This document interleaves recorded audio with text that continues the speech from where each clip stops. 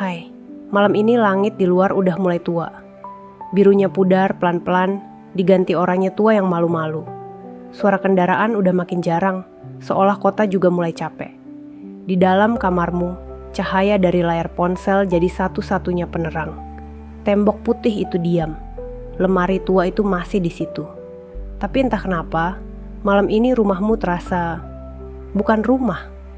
Terlalu sunyi untuk dibilang nyaman, terlalu akrab untuk dibilang asing.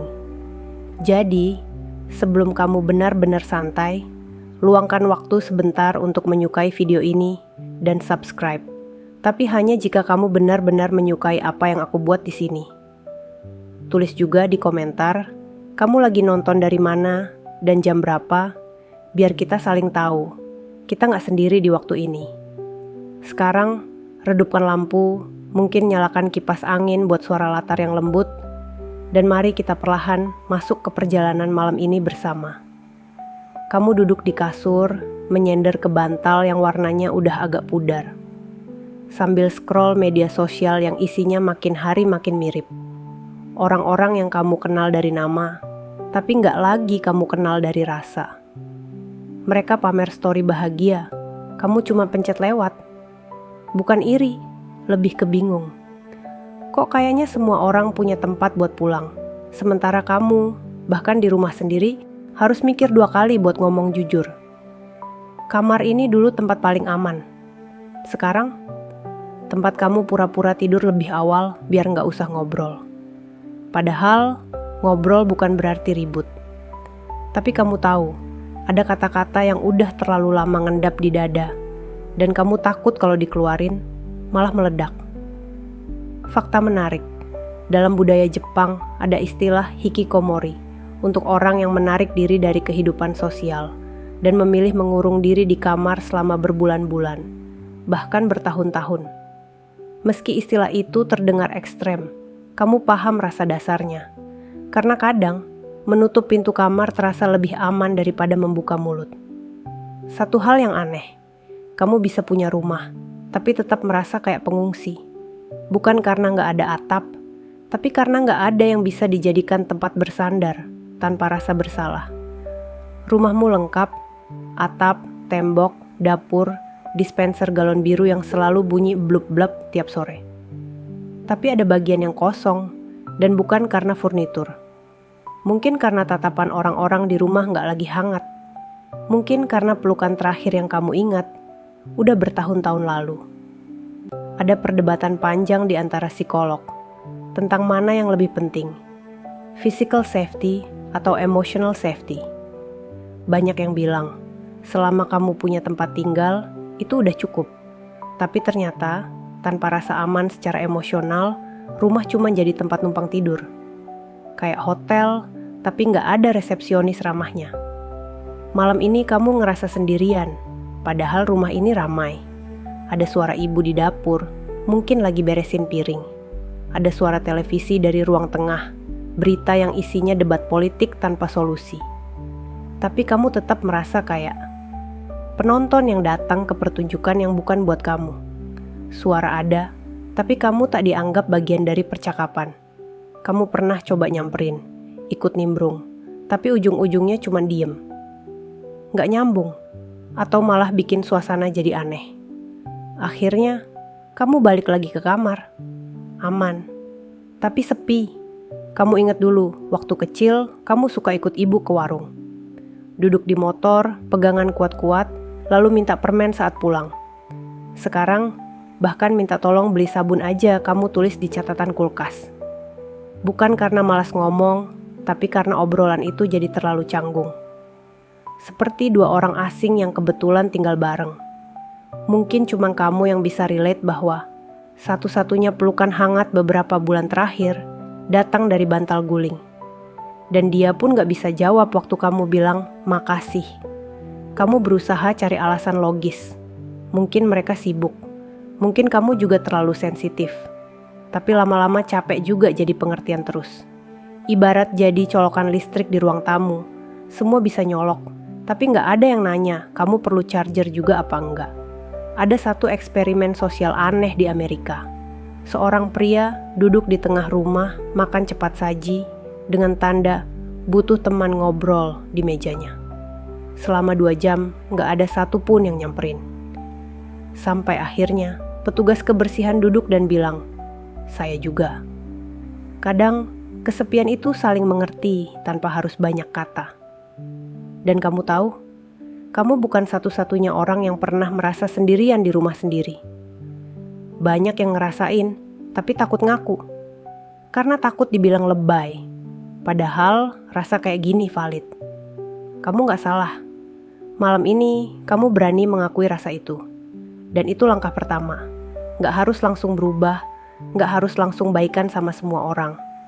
Cukup tahu dulu bahwa kamu berhak merasa, meskipun rumahmu gak memberi ruang untuk itu. Dan itu cukup untuk malam ini. Besok, kita lihat.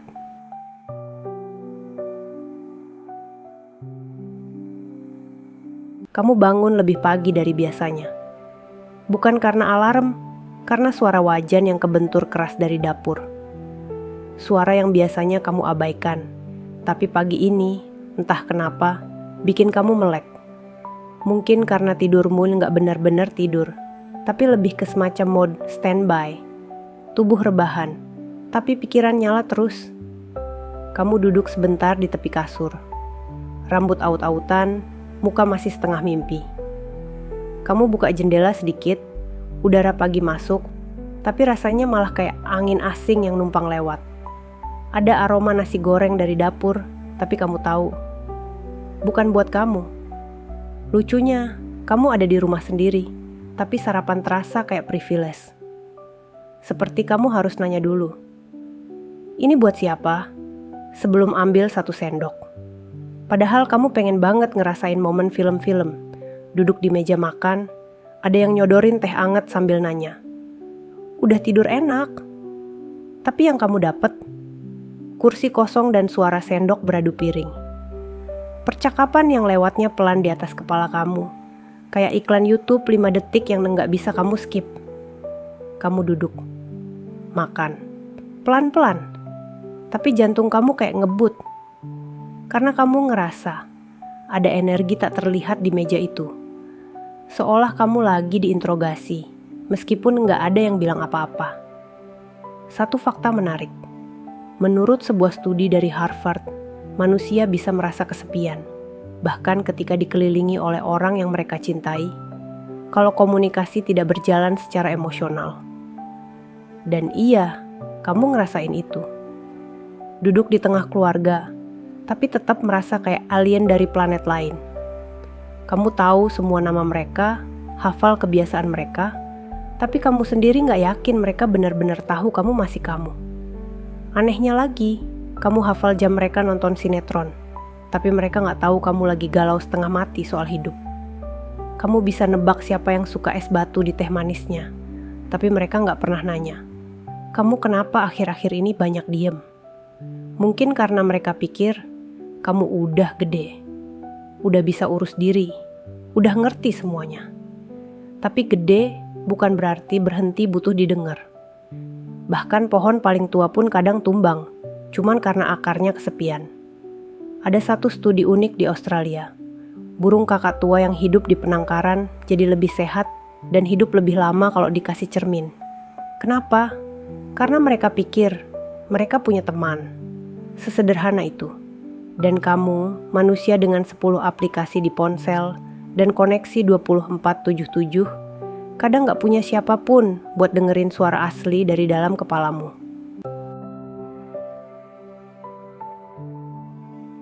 Kamu sempat mikir, mungkin kamu perlu beli cermin full body, bukan buat gaya-gayaan, tapi biar kamu bisa ngomong sendiri dan ngerasa didengar.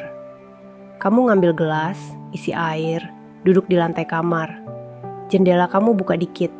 Ada suara ayam tetangga, tapi rasanya masih sunyi. Karena keheningan paling dalam itu bukan yang tanpa suara, tapi yang kamu rasakan waktu ada suara, tapi gak ada makna. Sore nanti, kamu akan pura-pura keluar beli jajan, padahal cuma pengen duduk di pinggir jalan sebentar. Lihat orang lalu lalang, pura-pura sibuk di ponsel. Kamu tahu, kamu nggak nyari makanan. Kamu nyari rasa ada. Biar cuma 5 menit. Dan di titik ini, kamu mulai bertanya-tanya. Kenapa bisa ya? Rumah yang kamu tempati selama puluhan tahun, sekarang jadi tempat yang bikin kamu merasa seperti tamu. Ada perdebatan di kalangan antropolog soal konsep rumah. Apakah rumah itu bangunan atau tempat yang memberi makna? Jawabannya ternyata, rumah adalah tempat kamu bisa diam, tapi tetap merasa diterima. Sayangnya, kamu udah lama gak ngerasain itu.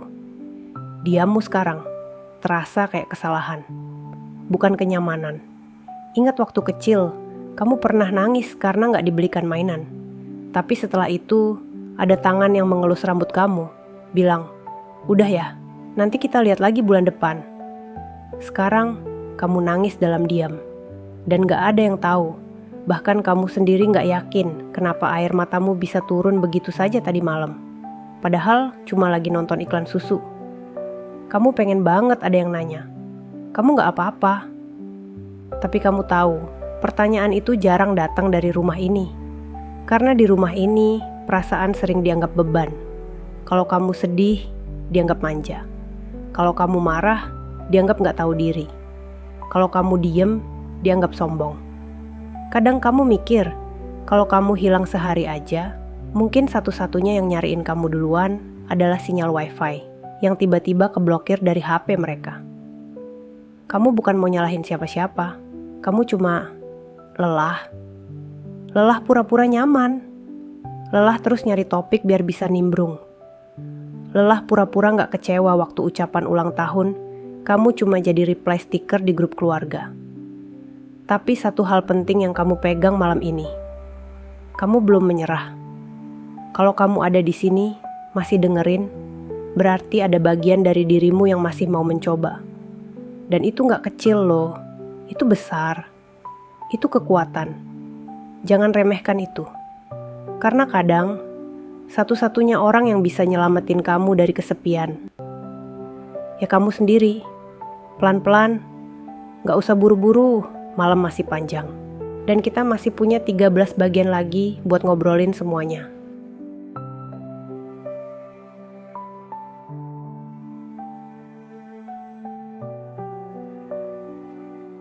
Kamu nyalain keran kamar mandi, biar ada suara air mengalir. Bukan karena kamu mau mandi, tapi karena kamu butuh sesuatu buat ngisi kekosongan di kamar yang terlalu senyap. Aneh ya? Betapa kerasnya kamu berusaha bikin suasana jadi gak terlalu sunyi. Padahal orang-orang di rumah ini ada. Cuma, bukan ada yang kamu butuhin. Air menetes seperti biasa, pelan, konsisten. Kayak detik di jam dinding yang kamu gantung sendiri. Karena gak tahan dengar suara jam keluarga di ruang tamu yang bikin kamu merasa seperti numpang waktu. Kamu berdiri di depan cermin. Mata kamu kelihatan capek. Tapi bukan karena kurang tidur, lebih kayak capek jadi versi kamu yang bisa diterima. Karena di rumah ini, kamu udah terbiasa jadi versi yang gak merepotkan, yang tahu diri, yang gak usah dikasih perhatian lebih. Kamu ngusap muka pakai air dingin. Harapannya sih segar, tapi yang kamu dapet malah kejutan. Mata kamu berkaca-kaca, padahal barusan kamu gak mikir sedih apa-apa. Atau mungkin kamu udah kebiasaan gak sadar kalau kamu sebenarnya sedih. Satu fakta menarik, air mata emosional mengandung zat kimia berbeda dari air mata yang keluar karena mata kelilipan. Ada protein bernama leucin enkefalin, zat pereda nyeri alami tubuh, yang hanya keluar saat kamu menangis karena perasaan. Jadi ya, kamu gak lemah, kamu cuma tubuh yang sedang bertahan. Dan kamu sudah bertahan cukup lama. Kamu ke dapur lagi, niat bikin kopi. Tapi gelas favoritmu udah dipakai orang lain. Dan bukan cuman itu, kopinya juga tinggal ampas. Kamu ketawa kecil sendiri. Lucu ya, bahkan hal-hal kecil pun bisa bikin kamu merasa gak dianggap. Jadi kamu ngambil gelas apa adanya. Isi air putih. Duduk di kursi plastik di halaman belakang. Itu tempat paling sepi di rumahmu. Ironis ya? Harus nyari sepi di tempat yang udah sepi secara emosional. Kamu ingat waktu kecil suka main di situ. Ada satu pohon jambu yang sering kamu panjat. Dan tiap kali jatuh, kamu selalu lari ke dalam sambil nangis, berharap ada yang peluk. Sekarang, kalau kamu jatuh, paling-paling kamu buka Google Maps, cari arah ke rumah teman yang gak tanya kenapa, tapi langsung bilang, sini dulu deh. Tapi kamu tahu, rumah bukan tempat yang selalu bisa kamu pilih. Kadang kamu gak punya pilihan lain. Jadi kamu belajar menerima, belajar pura-pura nyaman. Sampai-sampai kamu lupa, kenyamanan itu seharusnya gak butuh pura-pura. Kamu kadang mikir, mungkin kamu adalah tanaman rumah yang salah ditaruh di pot kecil. Butuh sinar matahari, tapi ditaruh di pojok ruang tamu yang gak pernah dibuka gordennya. Ya wajar aja kalau daunnya mulai menguning. Ada satu info aneh dari dunia psikologi. Ada istilah yang disebut emotional orphaning. Artinya, seseorang bisa merasa yatim secara emosional meskipun orang tuanya hidup dan hadir secara fisik. Dan kamu, mungkin tanpa sadar, sedang mengalami itu. Kamu masih bisa dengar suara ibu nyuruh cuci piring, atau bapak yang nanya kenapa tagihan listrik naik. Tapi kamu udah lama gak denger. Kamu kenapa sih hari ini kelihatan capek? Atau ada yang mau kamu ceritain? Dan yang paling menyedihkan, kamu udah berhenti berharap itu akan datang. Perdebatan ilmiah menarik. Beberapa ahli bilang, manusia modern makin kesepian karena teknologi. Tapi sebagian lain bilang, bukan teknologinya yang salah, tapi cara manusia menggunakannya. Kamu cuma pengen ada satu notif yang bukan promosi Shopee, tapi seseorang yang bilang, aku dengerin kamu. Malam ini, kamu ngetik sesuatu di catatan HP. Judulnya, hal-hal yang pengen aku omongin ke keluarga, tapi gak pernah jadi. Daftarnya panjang. Dari hal sepele kayak pengen pindah tempat duduk waktu makan malam, sampai hal dalam kayak, aku ngerasa gak dianggap bagian penting dari rumah ini. Tapi catatan itu gak akan pernah kamu kirim. Karena kamu takut. Takut dianggap lebay. Takut dibilang bikin drama. Jadi kamu simpan. Lagi. Kamu jadi master dalam bidang mengalihkan perasaan. Bahkan kamu bisa nonton video kucing dan ngakak keras. Padahal 5 menit lalu kamu nyaris nangis. Karena lihat story kakakmu yang lagi makan di luar dan gak ngajak kamu. Pernah gak sih? Kamu pengen banget bilang ke mereka, aku pengen ikut juga. Tapi mulutmu diem. Dan kamu cuma jawab story itu dengan emoji doang. Karena kamu tahu, kalau kamu bilang jujur, kamu bakal dianggap terlalu sensitif. Jadi kamu memilih diem. Dan diammu makin keras dari teriakan manapun. Karena di rumah ini, sunyi itu bukan kekosongan, tapi dinding yang terlalu tebal untuk ditembus dengan kata-kata biasa. Tapi malam ini, kamu gak sendirian. Aku tahu rasanya duduk di meja makan dan pura-pura kenyang. Aku tahu rasanya tidur di kamar sendiri, tapi merasa seperti nginap di rumah orang. Aku tahu rasanya ketika yang paling kamu harapkan bukan hadiah, tapi sekadar satu pertanyaan jujur. Kamu pengen didengerin gak? Dan meskipun jawabannya gak datang hari ini, kamu masih di sini, masih bernafas, masih kuat. Itu bukan hal kecil.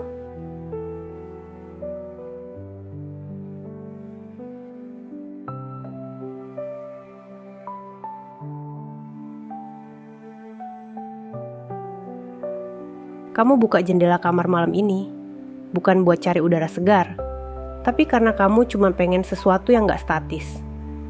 Di luar, lampu jalanan nyala redup. Ada motor lewat pelan, dan kamu heran. Kenapa suara mesin motor bisa bikin kamu ngerasa lebih hidup daripada suara-suara di dalam rumahmu sendiri? Dari jendela itu, kamu bisa lihat rumah tetangga. Ada suara tawa kecil dari ruang tamu mereka.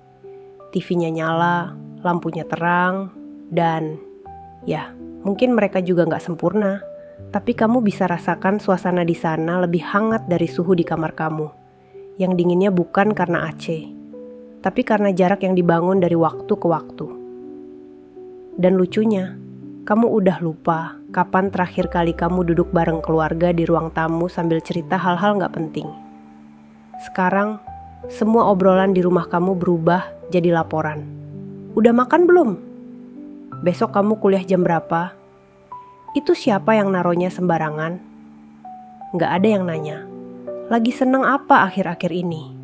Menurut survei, lebih dari 70%. Gen Z merasa mereka nggak bisa terbuka ke keluarganya karena takut nggak didengerin. Bukan nggak pengen cerita, cuman udah terlalu sering dapat reaksi yang bikin nyesel habis cerita.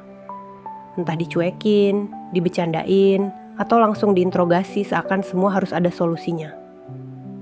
Kamu pernah coba cerita, kan? Satu waktu kamu lagi rapuh-rapuhnya, dan akhirnya kamu ngomong, aku kayaknya lagi gak baik-baik aja. Tapi responsnya cuman, kamu kurang ibadah, atau udah, jangan banyak mikir. Dan sejak itu, kamu belajar. Diam itu aman. Kamu duduk lagi di kasur, nyender ke tembok. Scroll TikTok pelan-pelan. Algoritma udah paham banget kamu suka video-video yang ada musik mellow, suara narator lembut, dan cerita-cerita dari orang asing yang justru lebih relatable daripada orang serumah. Kamu sekarang hafal siapa aja yang tiap hari update tentang anjing peliharaan mereka.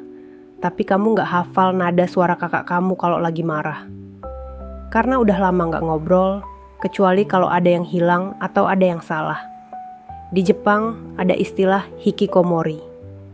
Orang yang menarik diri dari kehidupan sosial, bahkan dari keluarganya sendiri, dan hidup sepenuhnya di dalam kamar. Jumlahnya diperkirakan lebih dari 1 juta orang. Dan kamu, walaupun masih keluar kamar buat makan dan cuci baju, kadang merasa sedang berjalan ke arah sana. Karena kalau setiap langkah keluar kamar cuma bikin kamu merasa makin nggak cocok, kenapa harus terus maksa? Perdebatan ilmiah yang muncul sekarang. Apakah kebutuhan akan belonging adalah naluri biologis atau sekadar konstruksi sosial? Para ahli psikologi evolusioner bilang, manusia berkembang dalam kelompok kecil yang saling tergantung. Jadi rasa kesendirian itu semacam alarm bahwa kamu kehilangan kelompokmu. Tapi ada juga yang bilang, itu hanya produk dari budaya modern yang memaksa orang untuk selalu terhubung. Dan kalau kamu enggak, maka kamu dianggap gagal. Kamu jadi mikir, apa aku terlalu berharap ya? Tapi kalau nggak berharap, bukankah hidup jadi terlalu datar? Kayak makan mie instan tanpa bumbunya. Dan hey, jangan khawatir. Kamu mungkin nggak disayang di rumah, tapi setidaknya kamu jadi favorit algoritma YouTube.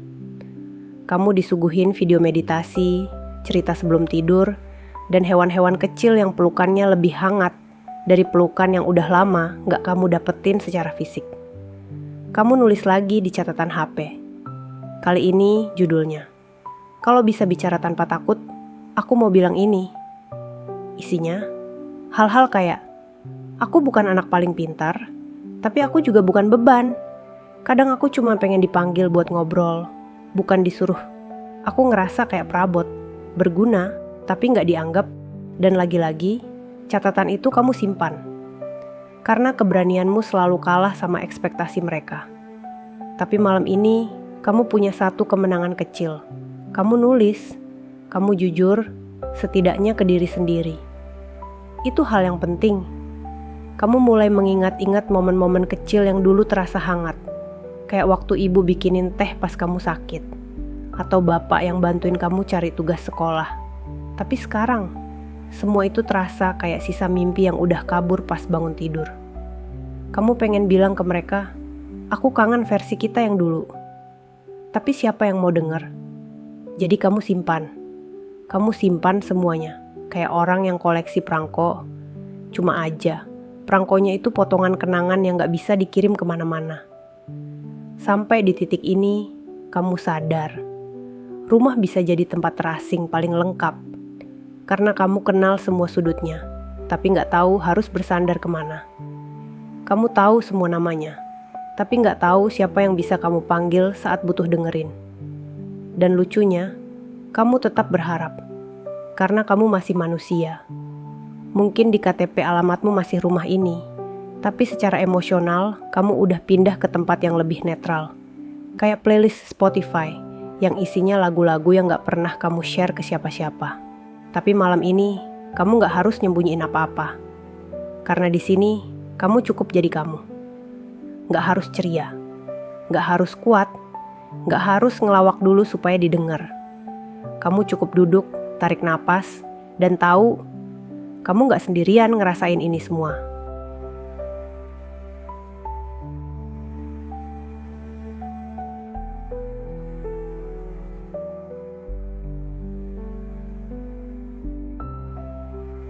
Ada saat-saat dimana kamu jalan dari dapur ke kamar, ngelewatin ruang tengah, dan tiba-tiba ngerasa kayak tokoh figuran di rumahmu sendiri.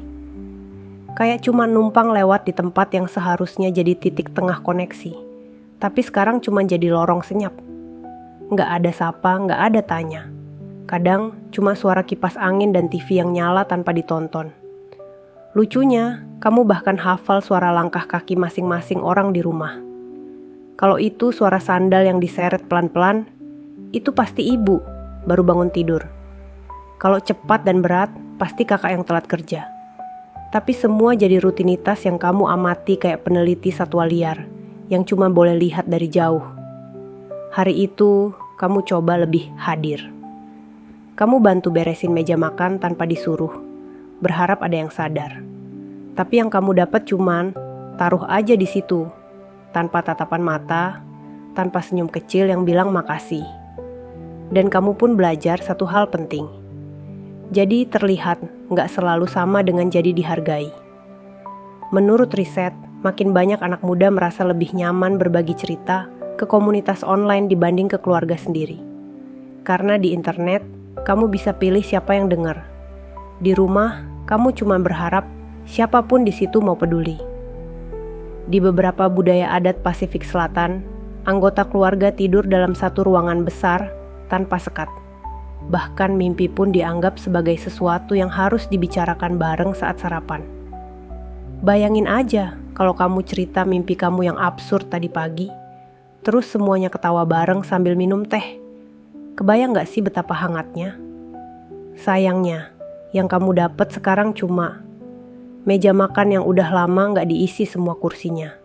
Kamu ingat waktu kecil, nunggu semua orang ngumpul sebelum mulai makan. Tapi sekarang, kalau kamu nunggu, malah gak kebagian ayam. Jadi kamu belajar makan duluan. Dan itu bukan soal perut, tapi tentang rasa. Rasa bahwa ngumpul udah gak relevan lagi di rumah ini. Kamu nyadar, kayaknya kamu satu-satunya di rumah yang masih tahu siapa aja tetangga seberang.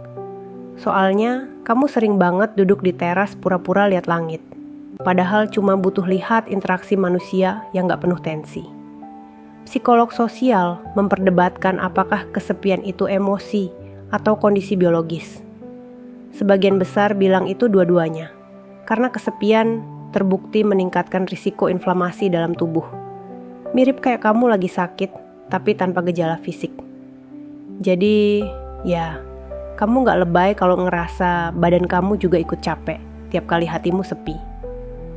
Hari itu kamu coba iseng nanya, kalian lagi mikirin apa sih akhir-akhir ini?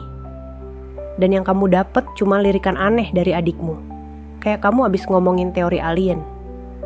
Lalu topik berpindah ke siapa yang naruh sendok sembarangan. Dan kamu balik lagi jadi figuran. Tapi malam ini kamu mikir, mungkin bukan karena mereka gak peduli. Mungkin karena mereka juga capek. Karena di rumah ini, semuanya kayak sedang jalan sambil nunduk, sibuk dengan beban masing-masing. Jadi gak ada yang sempat lihat siapa yang udah jatuh lebih dulu. Kadang kamu pengen pura-pura pingsan di ruang tengah, cuma buat lihat siapa yang bakal panik duluan. Tapi kamu takut, jangan-jangan malah cuma jadi momen awkward yang besoknya gak dibahas sama sekali. Kamu buka catatan di HP lagi. Kali ini kamu tulis, aku cuma pengen ngobrol, bukan konsultasi. Aku gak butuh solusi dulu, cukup ditemenin. Aku gak pengen dibandingin, cukup dimengerti.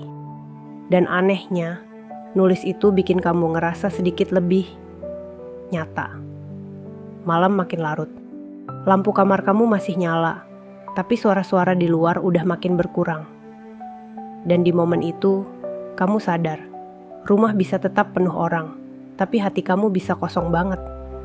Bukan karena kamu gak punya siapa-siapa, tapi karena kamu gak bisa jadi siapa-siapa saat di rumah. Kamu mungkin gak disapa pas pulang, tapi anjing, tetangga selalu ngegonggong tiap kamu lewat. Setidaknya ada makhluk hidup yang notice kehadiranmu. Tapi pelan-pelan, kamu juga mulai ngerti. Kesepian itu bukan soal jumlah interaksi, tapi soal kualitasnya. Kamu bisa ngobrol sepanjang hari dengan orang serumah, tapi kalau semuanya cuma basa-basi, kamu tetap bakal ngerasa sendirian. Dan kamu, malam ini, punya satu ruang yang gak bisa diambil siapapun. Ruang ini, di sini. Tempat di mana kamu bisa ngeluarin semua tanpa takut dibilang drama. Tempat kamu cukup didengar, meskipun cuma oleh suara ini, lewat layar kecil yang kamu pegang erat di kasurmu. Kamu tutup catatan itu, tarik napas pelan, dan kali ini bukan karena nyesek, tapi karena kamu sadar, mungkin satu-satunya yang ngerti kamu adalah kamu sendiri. Dan itu gak apa-apa. Untuk sekarang, itu cukup.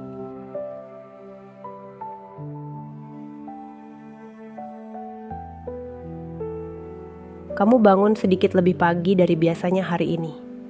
Bukan karena alarm, tapi karena suara motor tetangga yang suka lupa matiin knalpot racingnya. Suara itu kayak sirin pengingat.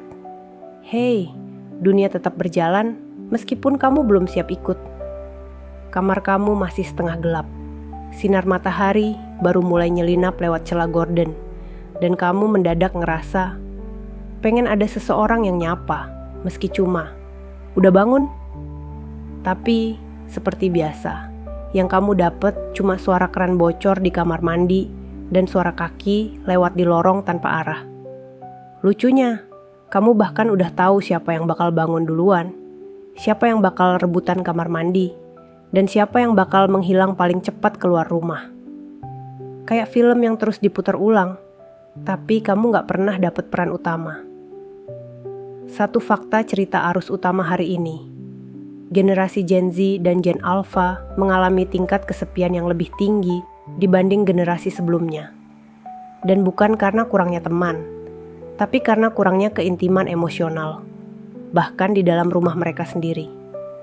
Ironis, ya, info aneh tapi nyata.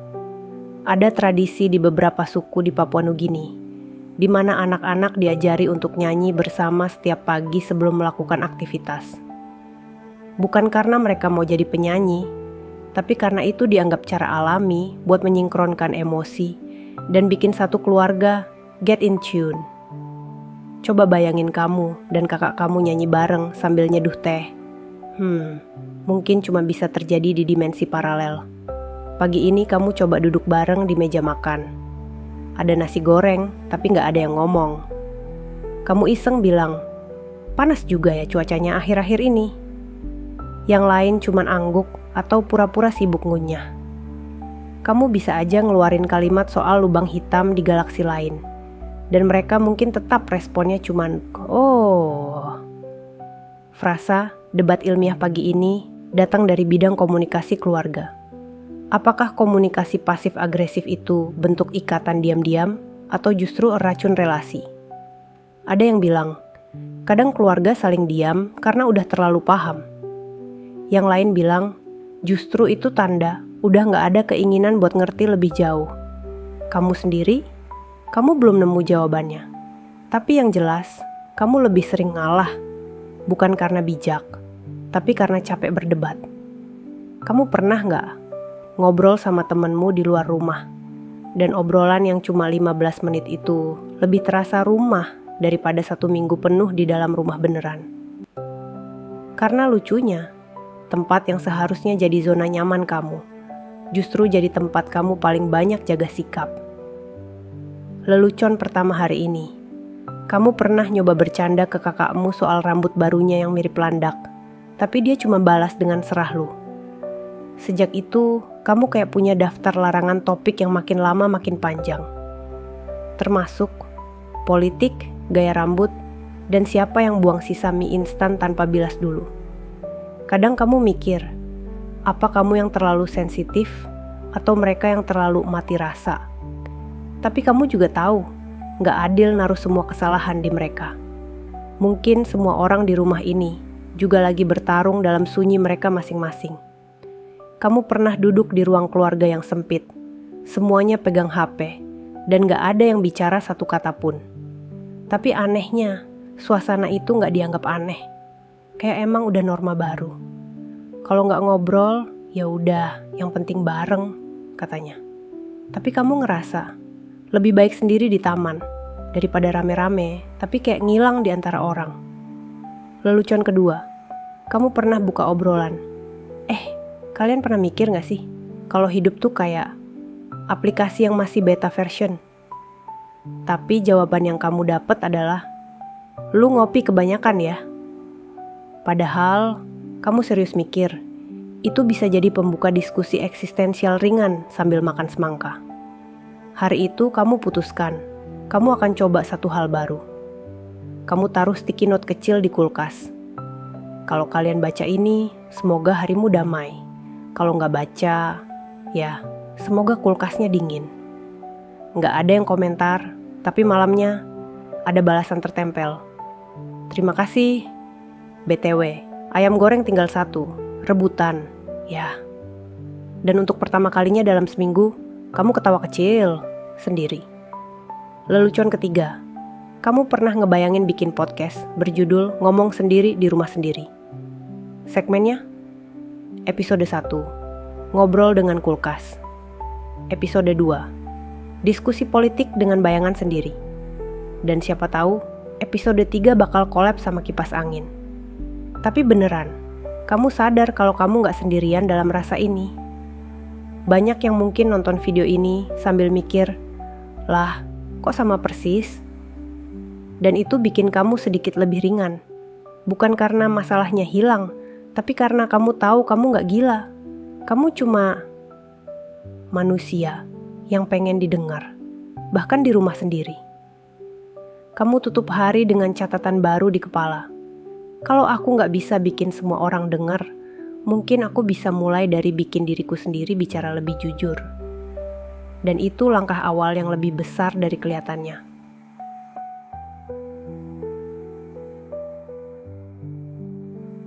Malam mulai melingkupi rumah, dan kamu duduk termenung di sudut favorit kamu, yang biasanya jadi tempat ngelamun, atau sesekali bikin drama kecil dalam hati. Lampu remang-remang dan suara jendela berderit, bikin suasana makin syahdu, walaupun kamu gak yakin ini syahdu, atau cuma bikin kamu makin sadar betapa sunyinya rumah ini. Kamu ingat, dulu waktu kecil, kamu sering percaya kalau rumah itu hidup, penuh suara, cerita, bahkan rahasia yang cuma kamu yang tahu. Tapi sekarang, rumah itu seperti lukisan di dinding yang diam saja, gak bergerak, gak bernapas. Kadang kamu nanya, apakah rumah beneran bisa merasa kesepian juga? Atau itu cuma kamu yang terlalu banyak nonton film drama? Fakta arus utama hari ini. Dalam psikologi, istilah home loneliness mulai dipelajari sebagai fenomena ketika seseorang merasa terasing, bahkan di lingkungan yang seharusnya paling aman, rumahnya sendiri. Ini bikin kamu sadar kalau kesepian gak selalu soal jumlah orang, tapi kualitas koneksi yang ada. Info unik, di Jepang ada fenomena disebut hikikomori, orang yang menarik diri dari kehidupan sosial dan mengurung diri di rumah dalam waktu lama, kadang bertahun-tahun. Mereka bilang ini semacam perang sunyi dalam diri, yang gak selalu mudah dilihat orang lain. Dan kamu mulai mikir, jangan-jangan kamu juga lagi ada di ujung semacam itu, meski belum ekstrim. Frasa debat ilmiah yang nyangkut di pikiran kamu. Teori ikatan. Apakah kamu di rumah ini merasa aman secara emosional, atau malah kayak di zona asing? Attachment secure itu kayak punya sandaran.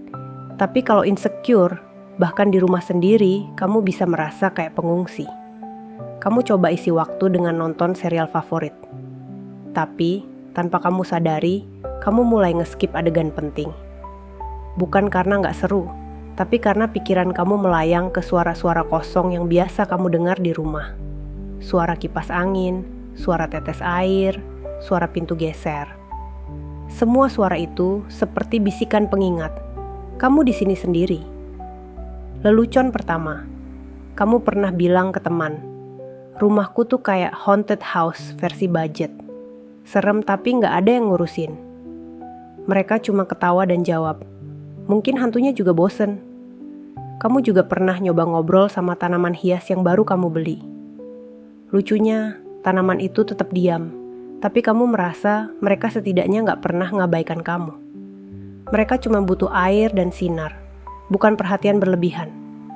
Mungkin hidup itu memang sederhana, cuman butuh air dan sinar agar nggak layu. Lelucon kedua, kamu pernah iseng bilang, kalau aku punya kekuatan super, aku pengen bikin tombol mute buat suara keluarga yang nggak pengen diajak ngobrol. Temanmu cuma jawab, itu bukan kekuatan, itu alat penyiksaan. Kamu setuju sih, tapi berharap ada tombol pause biar bisa tarik napas dulu. Di rumah ini, kamu sadar kalau kamu belajar banyak tentang sabar. Tapi sabar yang bikin kamu lelah juga. Kamu bertanya-tanya, kapan terakhir kali kamu bisa duduk santai, tanpa rasa harus menyesuaikan diri, tanpa rasa takut gangguan kecil bisa bikin suasana jadi runyam. Kamu merasa kayak ada jarak invisible yang makin hari makin tebal antara kamu dan mereka. Jarak yang gak diukur dari meteran, tapi dari emosi.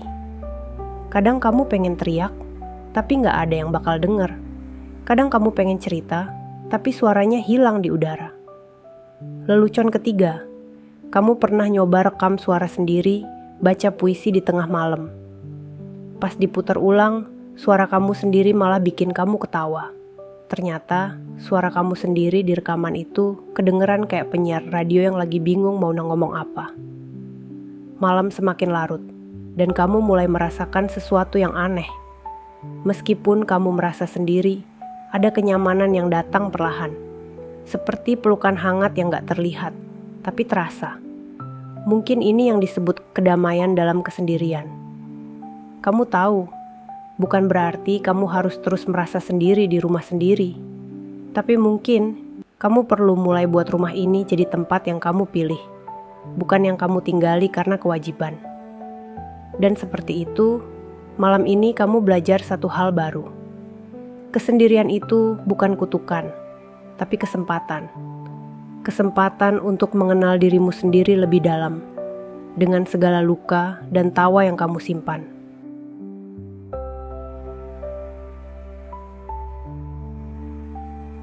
Kamu bangun pagi dengan mata masih berat, bukan karena kurang tidur, tapi karena mimpi semalam entah kenapa terasa lebih nyata dari kehidupan kamu saat ini.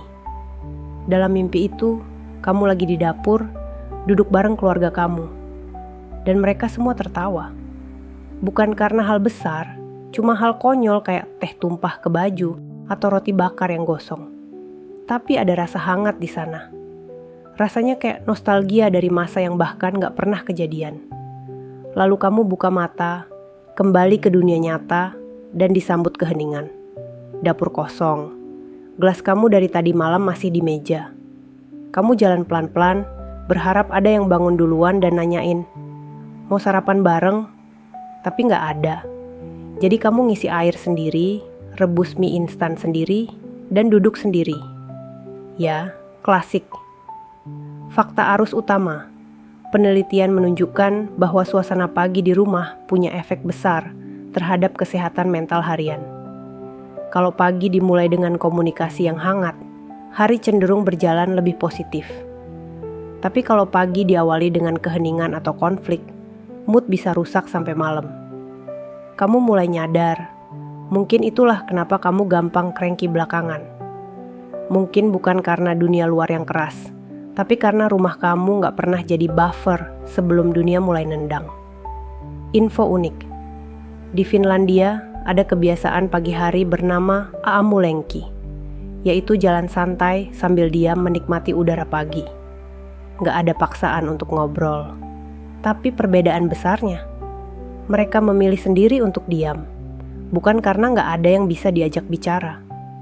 Di rumahmu, diam jadi bahasa default, tapi diam yang menyimpan banyak hal.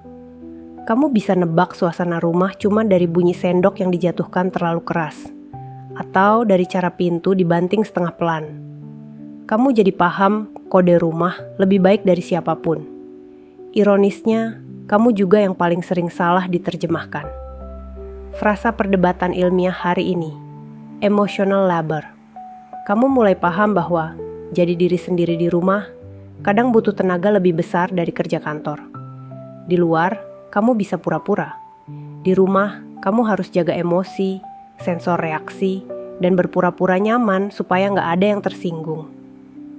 Lelucon pertama, kamu pernah ngelawak ke diri sendiri. Kalau rumah ini kayak film, aku pasti jadi tokoh figuran yang muncul buat ngangkat piring doang. Kamu sampai pengen kasih kredit scene buat diri kamu sendiri. Piring ekstra 1 diperankan oleh aku. Kamu nyoba buka obrolan ringan, kayak, mau bantu masak nggak? Tapi tanggapannya, entah dingin atau datar. Sampai kamu mulai mikir, apa kamu terlalu sensitif? Atau memang suasananya yang kaku? Dan sayangnya, jawaban itu nggak datang dari mana-mana. Lelucon kedua, kamu sempat kirim stiker lucu ke grup keluarga. Nggak ada yang balas. Tapi 2 jam kemudian, ada yang balas di grup sebelah tentang harga sembako. Kamu ngetik, terus hapus. Lagi dan lagi. Chat kamu jadi semacam eksperimen ilmiah. Berapa lama waktu dibutuhkan sebelum seseorang peduli? Di satu sisi, kamu nggak pengen terus bergantung pada perhatian mereka. Tapi di sisi lain, kamu juga manusia. Kamu masih punya kebutuhan untuk didengar. Tapi di rumahmu sendiri, suara kamu kayak dilapisi selimut tebal, ada, tapi nyaris gak pernah terasa. Kamu coba lawan itu dengan hal kecil, mulai dari nulis di notes HP tentang perasaan kamu. Kayak jurnal rahasia yang cuma kamu yang tahu. Di situ, kamu bisa marah tanpa takut dibilang drama. Kamu bisa nangis tanpa takut ditanya kenapa. Dan perlahan, notes itu jadi ruang aman kamu. Yang ironisnya, nggak ada di rumah kamu sendiri. Lelucon ketiga, kamu pernah mikir, kalau rumah ini punya rating kayak hotel, mungkin cuma bintang 1. Tanpa sarapan, tanpa sambutan hangat, dan kadang tanpa AC juga. Tapi kamu tetap tinggal, bukan karena nyaman, tapi karena belum punya alternatif. Hari itu, kamu ketemu sebuah catatan kecil di laci. Tulisannya jelek, khas tulisan anak kecil. Ternyata catatan kamu sendiri dari zaman SD. Isinya, aku pengen rumahku kayak ke rumah Nobita. Meskipun dimarahin Doraemon, tapi selalu ada yang dengerin.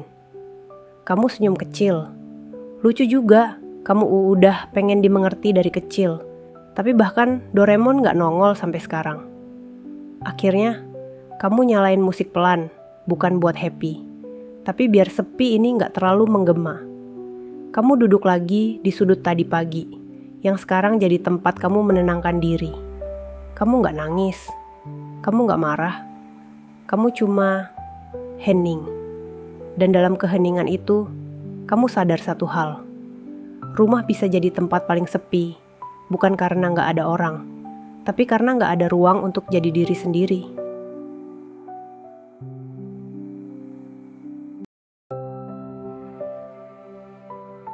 Kamu pernah nggak merasa lebih nyaman duduk sendirian di kafe yang ramai dibanding duduk bareng keluarga sendiri di ruang tengah?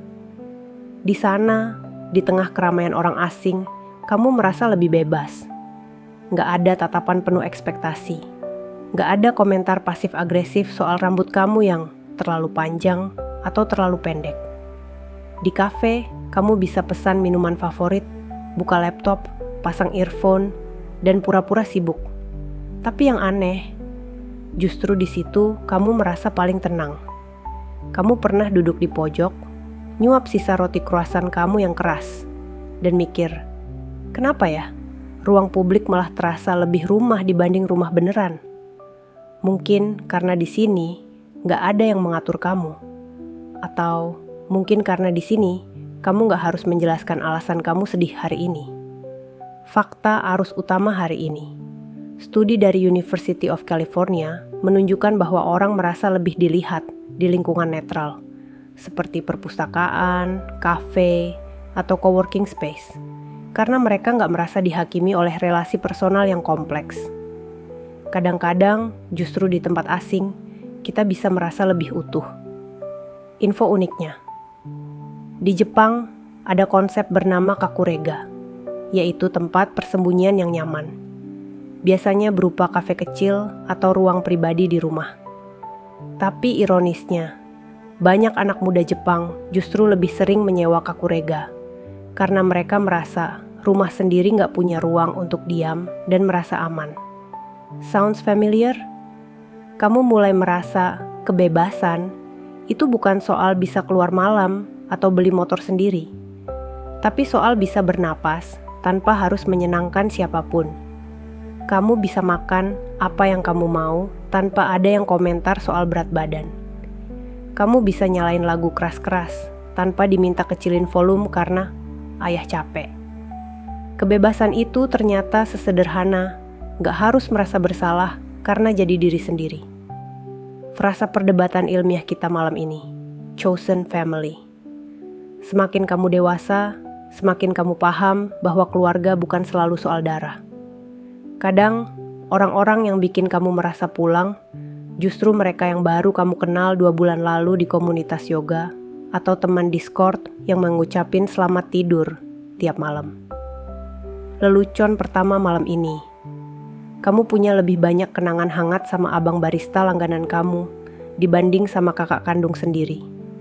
Minimal si abang barista masih ingat kamu suka extra foam. Pulang ke rumah, hari itu terasa kayak memasuki zona konflik. Kamu buka sepatu, masuk perlahan, dan seperti biasa, sepi. Ada TV nyala, tapi nggak ada yang nonton. Ada nasi di rice cooker, tapi lauknya sisa kemarin. Kamu sadar, kamu dan keluargamu udah jadi semacam kos-kosan eksklusif. Bareng tapi masing-masing. Kamu duduk di kasur, buka HP, dan ngetik panjang di aplikasi catatan kamu. Hari itu kamu cerita soal kafe, soal betapa ironisnya merasa lebih disambut sama pelayan toko roti dibanding orang tua kamu sendiri. Kamu tulis, kadang aku pengen jadi roti, biar dipanaskan dan diangkat, bukan diabaikan. Lelucon kedua, kamu pernah berharap punya remote di TV yang bisa mute percakapan rumah. Tapi sekarang kamu sadar, kamu kayaknya udah hidup di mode mute terlalu lama. Malam itu kamu nekat coba bicara. Bukan yang berat, cuma kalimat, "Ma, aku pengen ngobrol sebentar." Tapi jawaban yang kamu dapat adalah, "Nanti ya, Mama lagi sibuk." Dan nanti itu gak pernah datang. Jadi kamu balik ke kamar, buka YouTube, cari video tentang cara ngobrol sama orang tua yang emosinya tertutup. Video itu bilang, mulai dari pertanyaan ringan. Kamu coba ingat kapan terakhir kali kamu ngobrol ringan tanpa merasa seperti narasumber investigasi. Info tambahan, unik tapi nyata. Di Swedia, anak-anak wajib mengikuti kelas tentang emosi dan komunikasi dari usia 6 tahun. Tujuannya, biar mereka tumbuh jadi orang dewasa yang ngerti bahwa perasaan itu bukan dosa. Kamu nyatanya nggak dapat pelajaran itu. Yang kamu dapat cuma aturan. Jangan membantah, jangan banyak bicara, jangan bikin malu keluarga. Padahal kamu nggak minta apa-apa, cuma pengen jadi bagian yang didengar. Lelucon ketiga, kamu sempat mikir buat ngeprint biodata diri dan pasang di kulkas. Siapa tahu orang rumah tertarik tahu kamu siapa. Akhirnya kamu tidur dengan bantal basah. Lagi-lagi.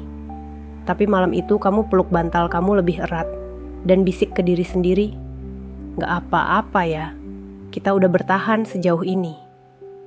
Dan mungkin suatu hari nanti kamu bakal punya rumah. Bukan cuma bangunan dengan atap, tapi tempat di mana suara kamu dihargai. Tempat di mana diam bukan bentuk perlawanan, tapi ruang untuk mendengarkan.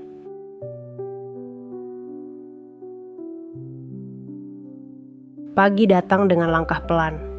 Kamu membuka mata dan seperti biasa tidak ada aroma sarapan. Dapur sunyi. Bahkan suara sendok di gelas teh pun absen. Kamu menatap langit-langit sambil berpikir, kapan terakhir kali rumah ini punya suara yang hangat? Kamu bangun, jalan ke cermin, dan menemukan mata kamu sendiri. Ada kantung mata tipis, rambut sedikit acak, tapi ada satu hal yang mulai berubah. Kamu gak lagi kaget lihat kesedihan di wajah kamu. Dia seperti tamu yang udah tinggal terlalu lama. Kamu scroll medsos sambil duduk di ujung tempat tidur. teman kamu posting foto keluarga mereka lagi liburan bareng di Lembang. Captionnya manis, "Family time is the best time." Kamu senyum tipis, bukan iri, lebih ke perasaan kayak nonton film komedi romantis. Bagus sih, tapi nggak relate.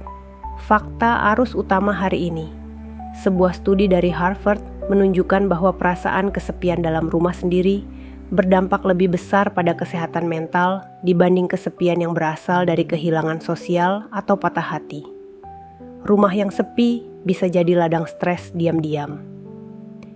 Info unik hari ini, di Korea Selatan ada istilah honjok, yaitu orang-orang yang memilih menjalani hidup sendiri, termasuk makan, nonton, dan jalan-jalan sendirian. Tapi banyak dari mereka bukan karena pengen, tapi karena terpaksa oleh dinamika keluarga yang dingin atau ekspektasi sosial yang menekan. Kamu pernah nggak pura-pura sibuk di luar hanya untuk menghindari pulang? Pernah nggak berdiri lama di halte walaupun angkot lewat tiap 5 menit? Pernah, sering malah. Frasa perdebatan ilmiah kali ini, attachment avoidance. Teori ini bilang bahwa sebagian orang belajar untuk menjauh dari hubungan dekat karena pernah terluka oleh relasi yang seharusnya menjadi tempat aman. Semakin kamu merasa nggak didengar, semakin kamu pasang dinding. Kamu mulai ngerti kenapa kamu suka diem. Kenapa kamu lebih milih dengerin orang cerita dibanding cerita balik. Karena di rumah, setiap kali kamu mulai bicara, selalu ada interupsi. Atau lebih parah, penolakan halus. Hari itu kamu keluar rumah lebih awal, gak ada tujuan. Kamu jalan kaki ke taman kecil di ujung kompleks. Duduk di bangku panjang, ngeliatin anak-anak kecil main bola. Suara mereka cempreng, tertawa, berteriak, jatuh, bangkit, dan tertawa lagi. Lelucon pertama, satu anak kecil nendang bola ke arah kamu. Kamu refleks nangkep, dan langsung ingat betapa buruknya nilai olahraga kamu dulu. Tapi hey, kali ini kamu berhasil nangkep tanpa jatuh. Kemenangan kecil kan? Kamu ngobrol sebentar sama anak-anak itu. Satu dari mereka nanya, "Kak, kakak tinggal sendiri ya?" Pertanyaan polos yang bikin kamu nyengir. "Enggak, aku tinggal sama keluarga," jawabmu. Tapi dalam hati, kamu tambahkan, "Tapi seringnya kayak sendiri." Ada sesuatu yang lucu dari anak kecil. Mereka gak basa-basi, gak pakai filter, tapi justru itu yang bikin mereka terasa lebih jujur dibanding kebanyakan orang dewasa yang kamu temui. Sore itu kamu mampir ke warung, beli es teh dan mie goreng bungkus. Penjualnya ramah, ngobrol ringan, bahas cuaca, bahas listrik yang suka mati. Dan kamu sadar, bahkan interaksi sekilas kayak gitu bisa lebih hangat dibanding obrolan 3 menit sama keluarga sendiri di meja makan. Lelucon kedua, kamu pernah di rumah sendirian selama 2 hari, dan satu-satunya orang yang ngajak ngobrol, kamu adalah notifikasi aplikasi marketplace. Sedih? Iya. Tapi kamu juga ngaku, kamu balas notifikasi itu kayak lagi chattingan beneran. Malamnya kamu balik dan lagi-lagi sepi. Tapi kali ini kamu kira gak buru-buru masuk kamar. Kamu duduk di ruang tengah, lama. Gak ngapa-ngapain, cuma duduk. Ada rasa aneh, kayak kamu lagi nunggu seseorang nyamperin. Tapi gak ada yang datang. Akhirnya kamu sadar, kamu gak lagi nunggu orang. Kamu lagi nunggu versi diri kamu yang dulu, yang masih percaya rumah adalah tempat yang paling nyaman. Info tambahan, dalam beberapa budaya kuno, seperti suku Navajo, rumah dianggap sebagai makhluk hidup yang menyimpan energi. Mereka percaya kalau rumah terlalu lama hampa dari tawa atau cerita, dia akan sakit. Mungkin rumah kamu juga begitu. Sakit karena kehilangan percakapan. Lelucon ketiga, kamu sempat nempelin sticky note di kulkas yang bertuliskan, "Halo semua, aku hidup loh." Tapi entah kenapa, malah dianggap daftar belanja. Dan malam itu, kamu nulis lagi di catatan kamu. Kali ini bukan keluhan, tapi pengakuan kecil. Aku pengen pelukan, bukan dari pacar, bukan dari teman, tapi dari rumah. Pelukan yang gak harus pakai kata-kata. Pelukan yang bilang, kamu boleh istirahat sekarang.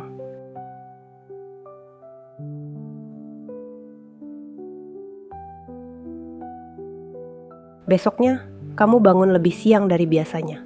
Gak ada yang marah, gak ada yang cari.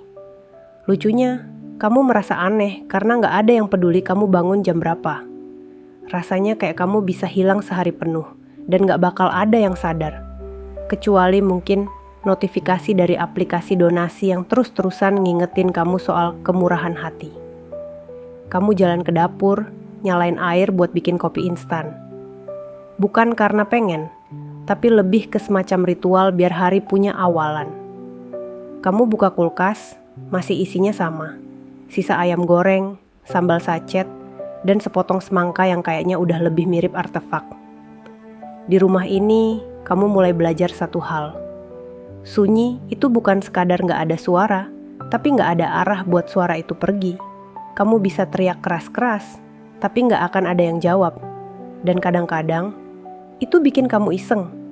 Kayak kemarin, kamu sempet nyanyi kenceng banget, cuma buat ngetes. Ada yang protes gak sih? Hasilnya, cuma angin yang nyindir pelan dari sela jendela. Fakta arus utama hari ini. Di Jepang ada istilah kodokushi, yang artinya mati sendirian. Ini merujuk pada fenomena meningkatnya jumlah orang yang meninggal di rumah mereka tanpa ada yang tahu selama berhari-hari.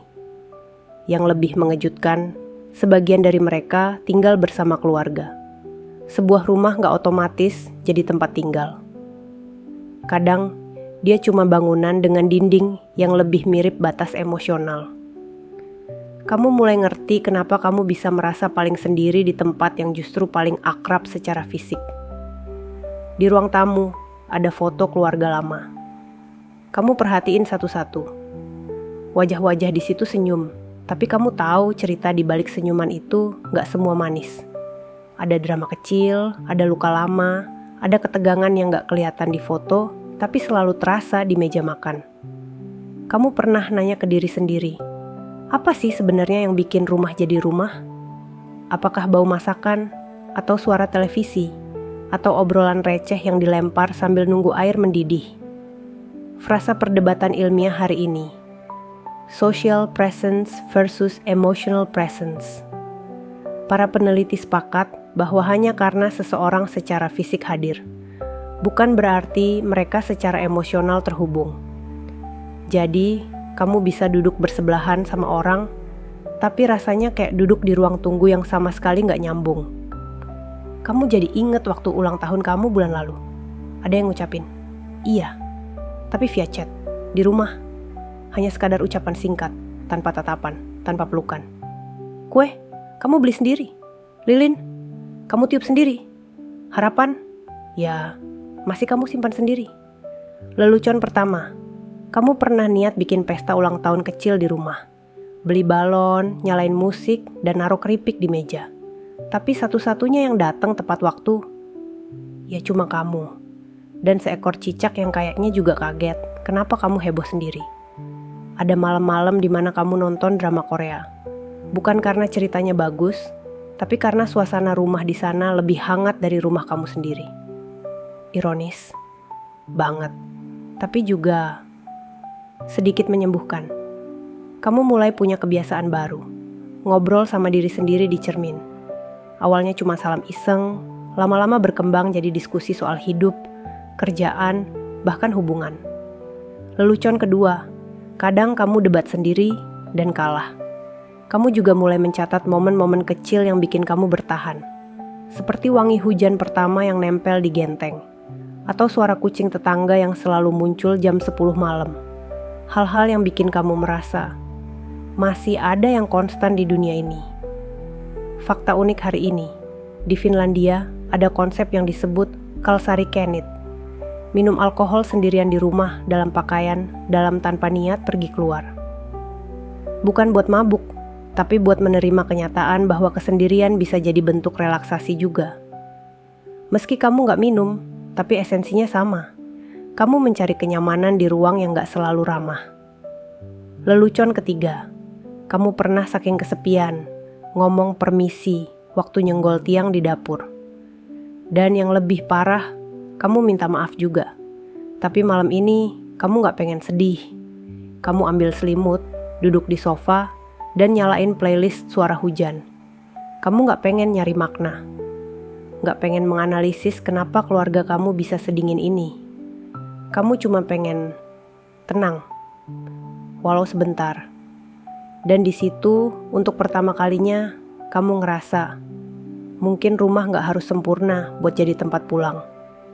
Mungkin cukup ada ruang yang bisa nerima kamu tanpa tanya.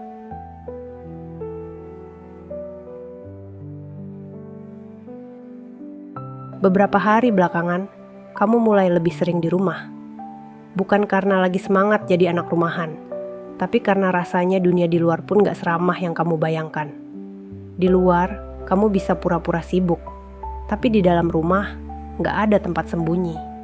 Gak ada sandiwara yang bisa kamu mainkan. Ini tempat dimana jujur rasanya nyakitin, tapi bohong juga capek. Kamu duduk di pojokan kamar, di tempat favorit yang udah cekung karena sering kamu tempatin. Di situ, kamu sering mikir, kok bisa? Ya, satu rumah, satu atap, satu meja makan, tapi kayak orang asing. Hari ini kamu sengaja bangun siang lagi. Gak ada yang negur. Gak ada yang nanya kamu udah makan atau belum. Kamu jalan ke dapur, piring kotor udah numpuk, dan kamu mikir, oh mereka juga gak peduli piring siapa ini. Akhirnya kamu cuci semuanya. Bukan karena kamu baik, tapi karena kamu gak tahan lihat kekacauan yang makin berisik di kepala kamu. Fakta arus utama hari ini. Studi psikologi keluarga menemukan bahwa keheningan dalam rumah seringkali lebih menyakitkan dari konflik terbuka. Bukan karena damai, tapi karena gak ada usaha untuk terhubung. Senyap yang disengaja adalah bentuk penolakan yang paling pasif-agresif. Kamu mulai ngeh, kadang yang bikin rumah terasa dingin itu bukan AC, tapi sikap. Apalagi sikap yang penting kamu baik-baik aja. Yang padahal lebih sering berarti, aku gak mau terlibat. Kayak kamu ini aplikasi yang tinggal diupdate kalau error. Kamu coba ajak ngobrol salah satu anggota keluarga. Ngomongin hal ringan, tentang cuaca, tentang harga cabai yang makin ngadi-ngadi, atau bahkan tentang acara TV zaman dulu yang pernah kalian tonton bareng. Tapi balasannya singkat, satu kata. Kadang cuma rasanya kayak ngecat tembok. Lelucon pertama, kamu bahkan pernah nyoba eksperimen sosis, bikin sosis panggang dan taruh di meja makan, berharap bisa jadi pembuka obrolan. Tapi yang terjadi, sosis itu diam di meja selama 3 jam.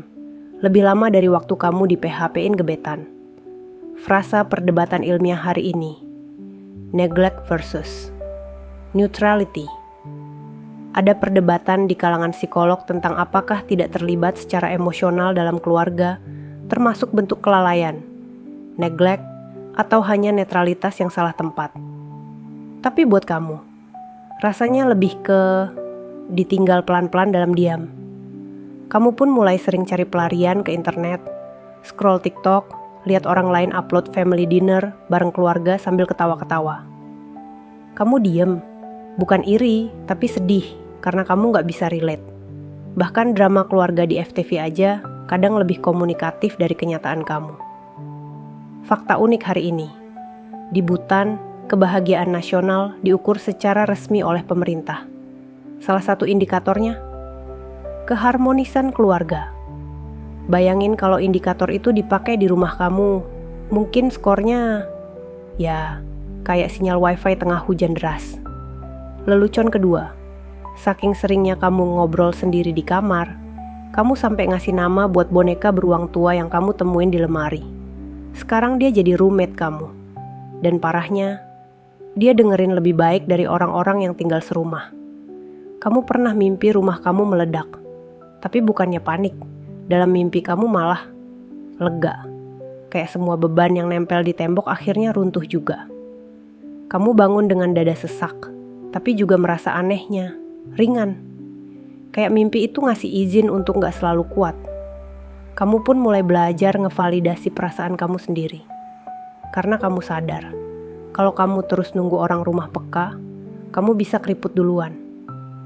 Lelucon ketiga, kamu pernah bikin surat keluhan buat keluarga kamu. Isinya kayak review restoran. Pelayanan kurang ramah, ambience dingin, makanan self-service, no interaction with staff. Surat itu masih kamu simpen di draft email. Tapi di balik semua keheningan, kamu juga tahu, mereka bukan jahat. Mereka mungkin juga capek, mungkin juga luka, mungkin juga nggak tahu gimana caranya menyayangi tanpa kata. Dan itu, entah kenapa, bikin kamu agak bisa memaafkan, meskipun nggak sepenuhnya lupa. Malam ini, kamu nggak nyari validasi. Kamu cuma pengen denger lagu mellow, nyalain lilin aromaterapi, dan nulis diary yang halaman depannya kamu kasih judul, Bertahan di Rumah Sendiri. Dan kamu sadar, walau kamu ngerasa paling sendiri di rumah sendiri, kamu gak sepenuhnya sendiri. Karena ada kamu yang kuat, yang masih bisa senyum walau hampa, yang masih bisa bercanda walau sunyi, yang masih bisa percaya walau kecewa.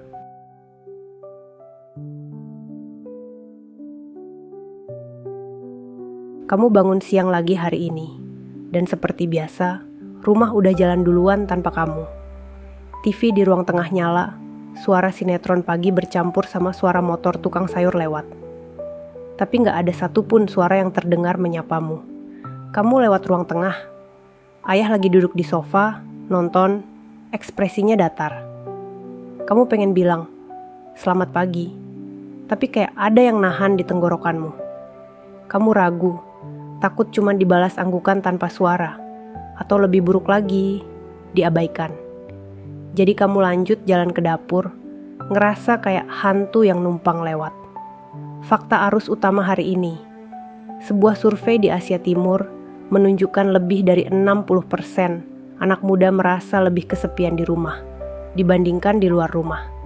Bukan karena kurangnya anggota keluarga, tapi karena kurangnya koneksi emosional. Di dapur, kamu buka kulkas dan cuma nemuin sepotong ayam sisa semalam. Kamu ngangetin itu sambil berdiri nunggu microwave selesai. Di balik bunyi ting yang nyaring, kamu mikir, gini ya rasanya hidup kayak figuran dalam cerita orang lain. Anehnya, kamu sadar bahwa rumah ini makin lama makin terasa kayak kos-kosan. Orang-orang punya kamar masing-masing, punya jam hidup masing-masing, dan bahkan kadang kayak sengaja menghindari waktu bareng. Lelucon pertama, kamu bahkan sempat mikir buat bikin jadwal booking ruang tengah. Pukul 19.00 hingga 20.00, kamu boleh rebahan di sofa. Jangan lupa matikan lampu setelah selesai digunakan. Lucu sih, kalau nggak sedih. Hari ini kamu coba buka obrolan lewat grup WhatsApp keluarga. Kamu kirim meme lucu, berharap bisa cairin suasana. Tapi cuma dibaca. Nggak ada yang bales, kecuali stiker jempol dari tante kamu yang tinggal beda kota. Ironisnya, yang paling jauh justru yang paling responsif. Frasa perdebatan ilmiah hari ini, fungsi keluarga versus keluarga yang fungsional secara emosional. Banyak keluarga dianggap berfungsi karena semua kebutuhan dasar terpenuhi. Tapi apakah itu cukup? Apakah rumah bisa disebut sehat kalau cuma sekadar tempat tinggal tanpa pelukan, tanya kabar, atau tawa bareng? Kamu mulai sadar bahwa kesepian di rumah bukan soal fisik, tapi soal jarak emosional. Dan kamu juga makin yakin, kamu gak sendirian dalam kesendirian ini. Ada banyak orang yang punya rumah, tapi gak punya rasa pulang. Fakta unik hari ini, di Jepang ada istilah hikikomori, untuk mereka yang menarik diri dari kehidupan sosial, kadang bahkan dari keluarganya sendiri. Mereka hidup di kamar selama bertahun-tahun, berkomunikasi lewat catatan, atau chat meski berada di rumah yang sama. Kedengarannya ekstrem, tapi kamu bisa ngerti kenapa. Lelucon kedua, kamu sempat mikir buat bikin open house buat anggota keluargamu sendiri. Undang mereka ke kamar kamu, sediain snack, dan pasang tulisan, "Selamat datang di zona komunikasi. dilarang ngejawab pakai terserah. Di satu sisi, kamu masih punya harapan kecil. Kayak pas kamu beli teh favorit ayah tanpa diminta, dan berharap itu bisa jadi jembatan. Tapi waktu kamu taruh di mejanya, dia cuma bilang, "Oh, cuma itu." Rasanya kayak ngasih bunga ke robot. Malam pun datang lagi. Dan kamu memutuskan untuk gak berharap terlalu tinggi malam ini. Kamu nyalain lampu kecil di kamar, pasang video white noise dari YouTube, dan narik selimut sambil nonton video-video lama di HP kamu. Ada satu video dari 3 tahun lalu. Kamu dan adikmu main kartu Uno di ruang tengah. Suara tawa kalian tumpah ruah. Kamu jeda videonya di bagian kamu ketawa, sambil nangis karena kalah. Itu lucu, tapi juga nyesek. Karena itu terakhir kali kalian sebebas itu di ruang yang sama. Lelucon ketiga, kamu bahkan iseng nyari kursus komunikasi keluarga online. Tapi harga kursusnya bikin kamu langsung inget, kenapa kamu gak pernah bilang minta uang saku tambahan. Kamu tarik napas dalam, dan akhirnya nulis jurnal lagi. Halaman kali ini kamu kasih judul, Hari ke-16 jadi figuran di rumah sendiri. Dan malam ini kamu gak minta banyak. Cuma pengen ada yang bilang, tidur yang nyenyak ya. Tapi kalaupun gak ada, kamu masih punya dirimu sendiri yang berani bertahan. Karena ternyata, dalam rumah yang sepi, suara hatimu sendiri adalah suara yang paling jujur.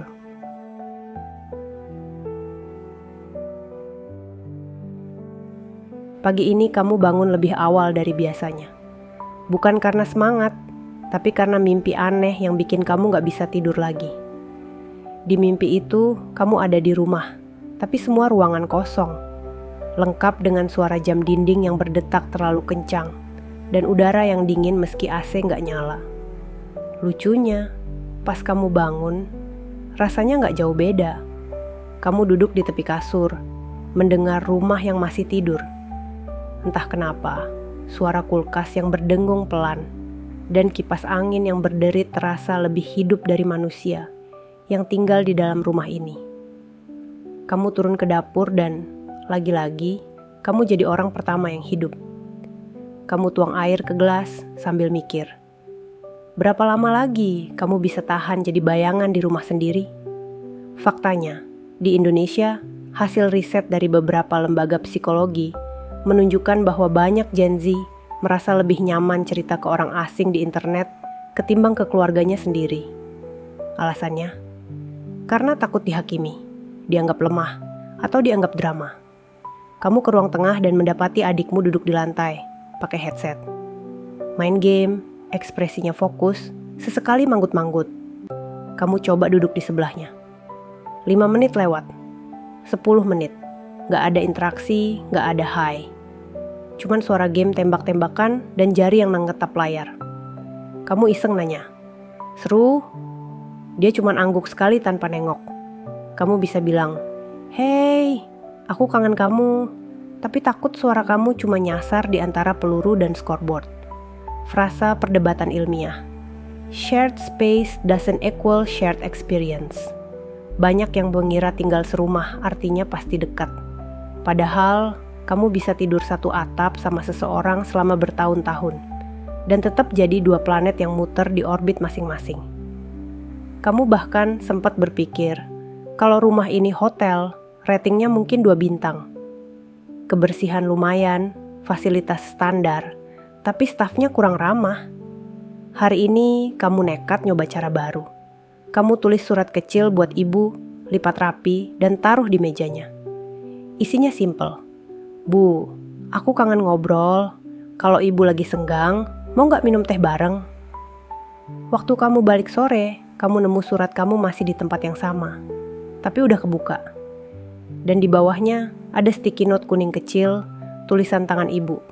Bisa, jam 9 malam ya. Kamu senyum. Pertama kali dalam beberapa minggu, kamu senyum tanpa pura-pura. Fakta unik hari ini. Di Finlandia ada konsep bernama Kalsarikenit, seni minum alkohol sambil pakai celana dalam di rumah, sendirian. Tapi filosofi di baliknya lebih dalam, menikmati momen sendiri tanpa rasa malu.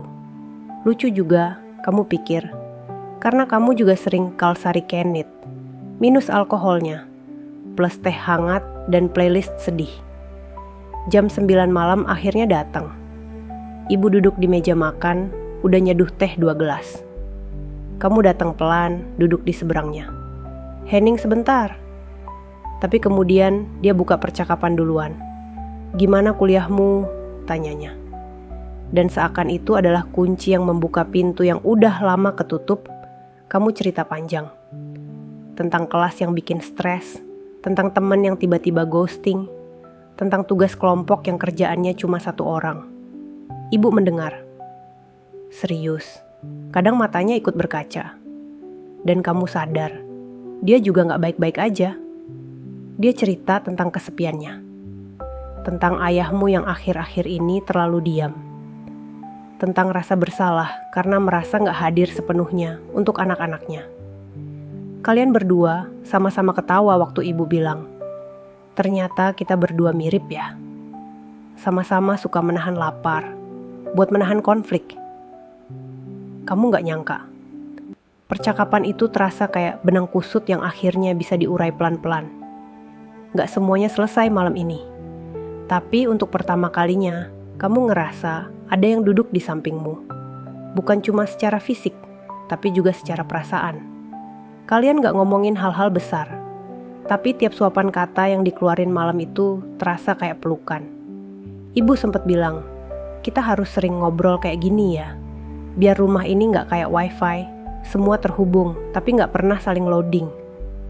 Malam makin larut. Kamu masuk kamar dengan rasa yang berbeda. Lampu meja masih nyala, kipas angin masih muter. Tapi hatimu gak sekosong biasanya. Untuk pertama kalinya setelah lama, kamu ngerasa gak sepenuhnya sendiri.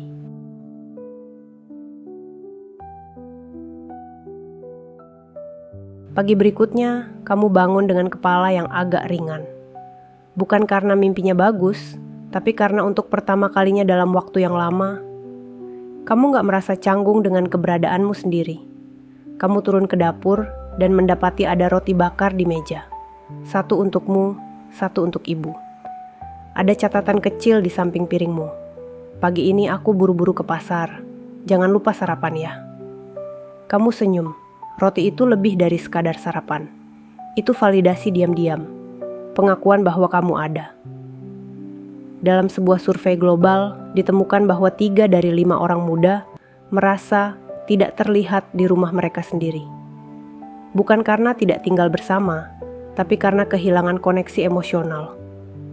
Menariknya, 70% dari mereka gak tahu bagaimana harus memulai kembali percakapan yang pernah terputus. Kamu duduk, makan pelan-pelan, sambil nonton matahari naik pelan di balik jendela. Tiba-tiba kamu teringat betapa banyak waktu yang kamu habiskan untuk merasa asing di rumah, yang harusnya jadi tempat paling aman. Kamu mikir, mungkin selama ini rumah gak pernah benar-benar salah. Tapi komunikasi yang pelan-pelan hilang, kayak sinyal lemot, bikin semuanya jadi delay dan gak nyambung. Does proximity equal intimacy? Banyak psikolog bilang tidak. Kamu bisa tinggal sekamar sama seseorang, tapi gak tahu dia lagi galau. Bisa 1 meja makan setiap hari, tapi gak tahu apa yang dia tanggung. Yang penting bukan jarak, tapi jembatan. Dan jembatan itu, sayangnya, gak bisa dibangun pakai diam. Siang harinya, kamu sengaja duduk bareng adikmu di sofa. Dia lagi scrolling TikTok. Kamu ambil 1 bantal, leyeh-leyeh di sebelahnya. Beberapa menit kamu diem, lalu kamu iseng bilang, "Kamu inget gak waktu kecil kita suka main pura-pura jadi alien?" Dia ketawa. "Yang kamu selalu jadi alien jelek itu?" "Kok jelek?" Kamu protes. "Karena kamu selalu pakai helm rice cooker, Kak." Kalian berdua ketawa. Pertama kalinya kamu dengar tawa dia dari jarak dekat. Dan itu kayak vitamin yang gak bisa kamu beli di apotek. Di Jepang ada istilah kodokushi, yang artinya kematian sepi. Banyak orang tua ditemukan meninggal sendiri di apartemen kecil karena tidak lagi berhubungan dengan keluarganya. Tapi konsep ini mulai meluas, bukan cuma untuk lansia, tapi untuk siapapun yang merasa tak terlihat di ruang yang dulu terasa penuh.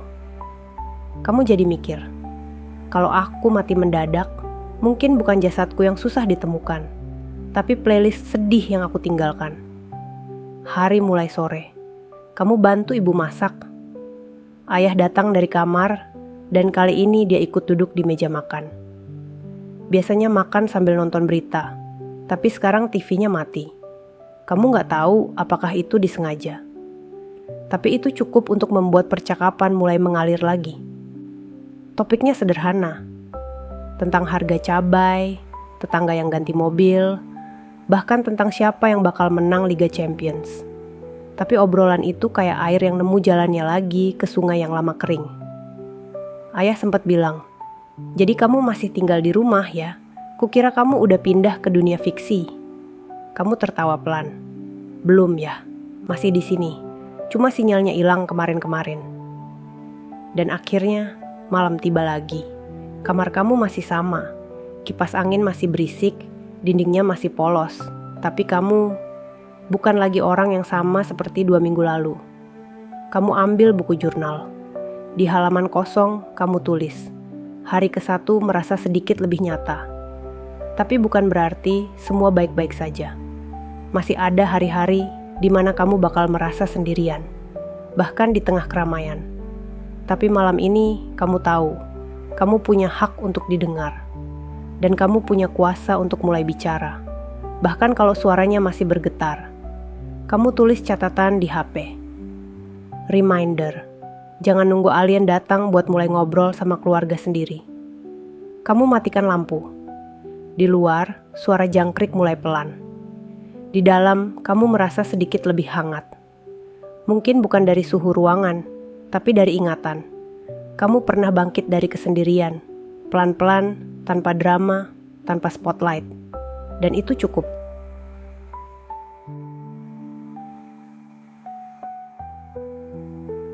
Malam sudah terlalu larut, dan kamu sudah berjalan jauh. Dari satu lorong sunyi ke ruang kecil yang tiba-tiba jadi hangat. Kamu sudah membuka banyak hal malam ini, tentang rumah, tentang sunyi, tentang suara-suara kecil yang dulu kamu simpan dalam hati. Dan pelan-pelan, kamu temukan bahwa kamu tidak sepenuhnya sendiri. Tenang saja, tidak ada lomba tentang siapa yang paling dulu merasa pulih.